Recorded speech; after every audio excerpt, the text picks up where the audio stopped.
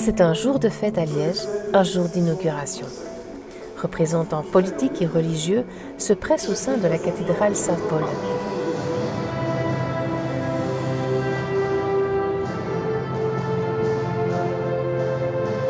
Outre le discours officiel, c'est un spectacle scénographié par Luc Petit sur une musique de Luc Béouir qui rythme les festivités.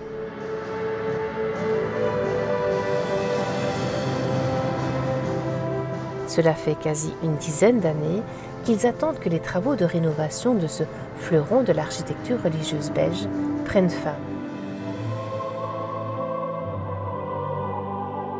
Et aujourd'hui, la vedette est probablement la dernière mise en place, la porte de la cathédrale.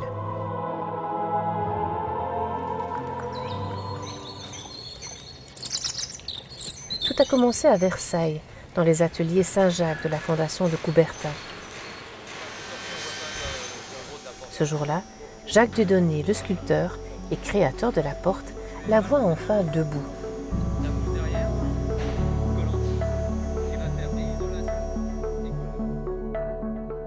Sous l'impulsion des compagnons du devoir, ces ateliers réalisent des ouvrages de haute technicité. Et tout naturellement, cette porte hors norme y a trouvé sa place. Alors Jacques Dieudonné, c'est la première fois que vous voyez cette porte debout. Ah oui. Qu'est-ce que vous ressentez? Beaucoup d'émotions. Et comment je vais dire, je trouve que le technicien qui l'a réalisé a très bien compris ce que je voulais. Et il a pu rendre la sensibilité à la surface que je désirais. D'habitude, c'est vous qui travaillez. Ah, oui, et en effet. Et c'est pas facile de laisser son œuvre dans les mains de quelqu'un d'autre. Mais en même temps, bon, c'est beaucoup trop volumineux. Et puis moi, j'ai pas un atelier assez important que pour réaliser une telle œuvre. Je tapoterai légèrement pour lui donner un petit peu de calme. Voilà, que ce soit plus vers le centre. Quels ont été les défis que vous avez dû relever pour réaliser cela? Le plus gros défi, c'était l'insigne, la virgule, on appelle ça la virgule, pour repousser ça, faire le fond. C'était assez physique, il a fallu taper très fort. Mais c'est vraiment le gros défi qu'il y avait sur cette porte, c'était ça.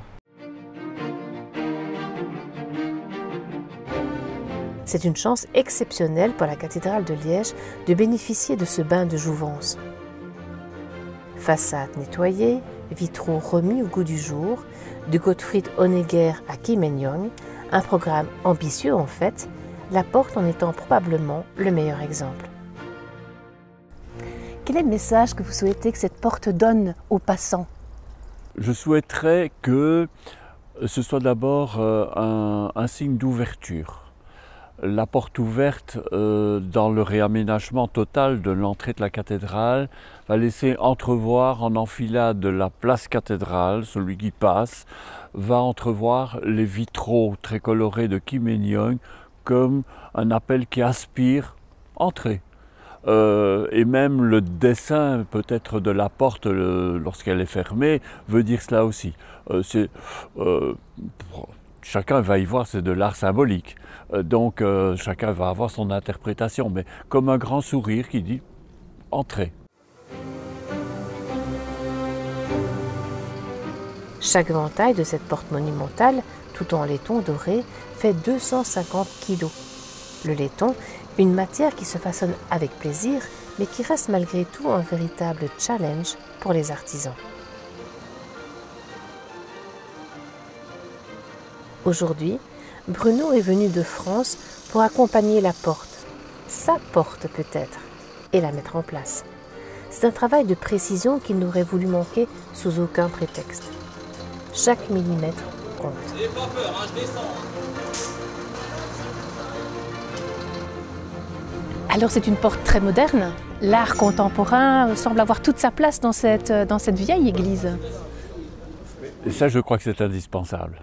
En fait, cette vieille église, comme vous dites, bon, elle est le fruit de générations et de générations de croyants qui s'y sont succédés et qui ont donné le meilleur d'eux-mêmes. En quelque sorte, ces pierres respirent de siècles de prières.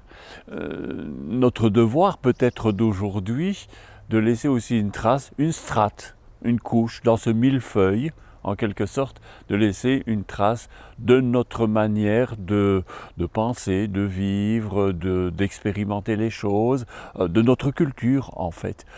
Sinon, nous faisons de nos bâtiments, qui sont des maisons de famille, nous faisons finalement des vestiges, nous faisons un musée, une vision passéiste quelque part qu'il faut conserver, bien évidemment, mais c'est pas seulement conserver. La conservation appelle aussi à habiter le lieu.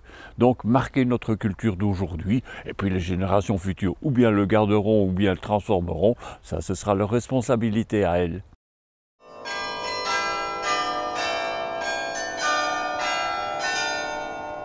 Quand Michel Theux m'a donné les orientations, eh bien je me suis confronté avec la matière, j'ai cherché, et puis voilà, c'est ça qui est sorti. Mais c'est pas du tout, je veux dire, j'ai pas eu une démarche cérébrale, intellectuelle, c'est avec toutes mes tripes, je vais dire, que j'ai conçu ça. Et après, en l'ayant fait, après j'ai découvert que tiens, ça pouvait dire ceci, ça pouvait dire cela. Par exemple, la croix, qui n'est pas une croix rigide, hein, qui est éclatée, parce que pour moi la croix ça ne peut pas se terminer par la mort, donc il faut une dynamique et cette croix elle s'ouvre vers le monde, il y a une sorte de vie, et puis en plus elle n'est pas parfaitement à 90 degrés, elle est toute un petit peu tordue, comme ça, comme moi d'ailleurs, et donc il y a une vie qui se dégage de cela, et en même temps cette ouverture vers le vitrail, hein, avec ce mouvement de courbe élancé qui amène vers les vitraux et voilà une sorte de, je sais pas comment dire moi, un peu comme des bulles qui éclatent dans la joie. Voilà, c'est la résurrection d'une certaine manière.